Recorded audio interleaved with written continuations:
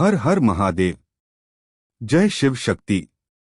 पंचभूत साधना मन की दुर्बलता को मिटाकर उसे शिव संकल्पमय बनाने तथा चिन्मत्व प्राप्त करने के लिए पंचभूतों की साधना की जाती है। मन ही मनुष्य को वासनाओं से बांधता है और मन ही उसे मुक्त कर आता है। इसलिए किसी भी प्रकार की सिद्धि साधना प्रारंभ करने से पहले मन की दुर्बलता को मिटाकर उसे सशक्त संयमित बनाने की आवश्यकता अपेक्षित है।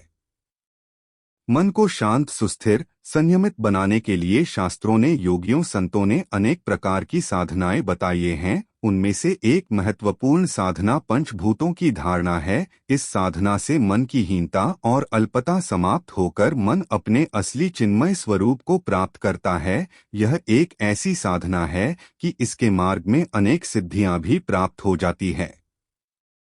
पृथ्वी जलती वायु और आकाश यह पंचभूत है। इन पंचभूतों की धारणा का अर्थ है क्रमशः चित्त को इन्हीं में बांधना। पंचभूतों की धारणा की साधना इस प्रकार की जाती है।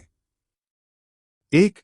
पृथ्वी तत्व की धारणा। मनुष्य के शरीर में नीचे पैर का जानू पर्यंत पृथ्वी मंडल है। उसका रंग हरताल की तरह पीला है और स्थिति चतुष्कोण है। उसके अधिष्ठ त्रिदेव ब्रह्मा है और बीज ल है। साधक को चाहिए कि वह यह भावना करें कि पांचों तत्व जो इंद्रियों से बाहर दिखाई दे रहे हैं वे सब के सब मेरे शरीर के अंदर है। इस भावना को ही धारणा कहते हैं। ऐसी धारणा लगातार करते रहने से यही अनुभव होने लगता है कि मैं एक शरीर से बंधा हुआ नहीं हूँ, बल्कि मैं संपूर्ण पृथ्वी हूँ। समस्त नदी नद मेरे शरीर की नस नाड़ियां हैं और संपूर्ण जीवी के शरीर रोग अथवा आरोग्य के कीटाणु समस्त पार्थिव शरीर अपने ही अंग है। इस प्रकार पृथ्वी तत्व की धारणा करने से शरीर निर्मल आरोग्य बन जाता है। किसी प्रकार के रोग नहीं रह जाते हैं।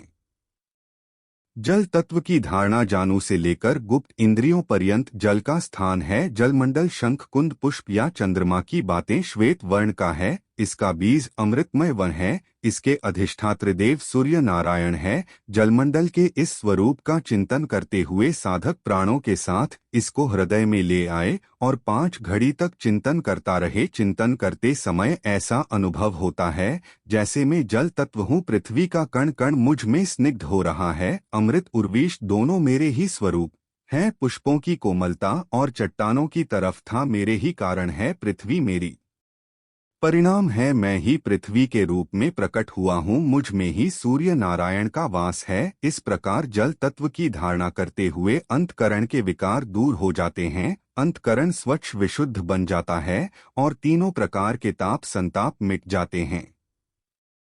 अग्नि तत्व की धारणा।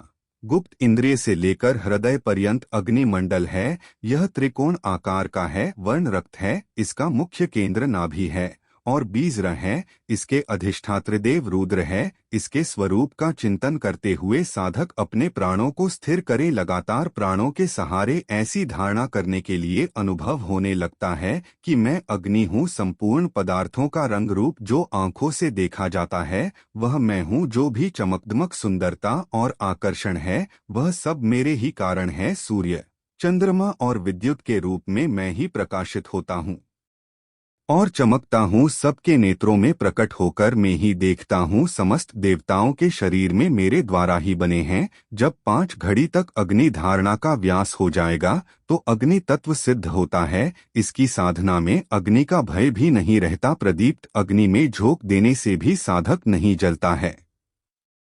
वायु तत्व की धारणा। हृदय से लेकर भौहों तक वायुमंडल रहता है। इसका वर्णन काला है। यह अमूर्त तत्व शक्ति रूप है। इसका भी यह है अधिष्ठात्र देव ईश्वर है। प्राणों को स्थिर कर हृदय में वायु तत्व की धारणा करें। इसकी धारणा जब 5 घड़ी तक संध जाती है तो ऐसा अनुभव होने लगता है कि मैं वायु हूँ। अग्नि मेरा विकास है। अनंत आकाश में जो भी ग्रह नक्षत्र हैं उन सब को मैंने धारण कर रखा है। हर वस्तु में जो आकर्षण विकर्षण शक्ति है वह मैं ही हूँ। सबकी गति मेरी कलाएं हैं। श्वासोच्छ्वास से आंसू बनकर मैं ही सबका जीवन देता हूँ। मेरी गति आबाद है। इस प्रकार धारण करने से वायु तत्व की धारणा जब 5 घड़ी तक होने लगती है तो साधक निर्द्वंद्व भाव से आकाश में विचरण करने लगता है, वायुरहित स्थान में भी जीवित रह सकता है। वह ने जल से गलता में आग से जलता है और ने वायु से सूखता है। बुढ़ापे और मृत्यु दोनों को वह जीत लेता है।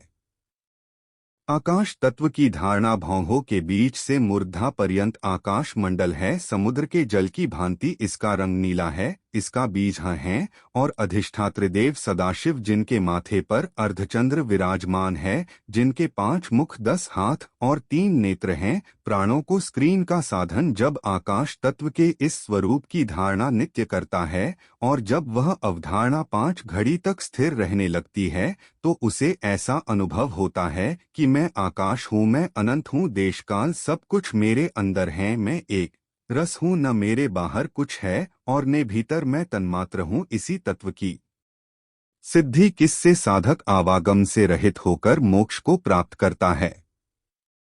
आपको हमारी ये पोस्ट कैसी लगी हमें जरूर बताएं और ज्यादा से ज्यादा शेयर करके चैनल को सब्सक्राइब करें।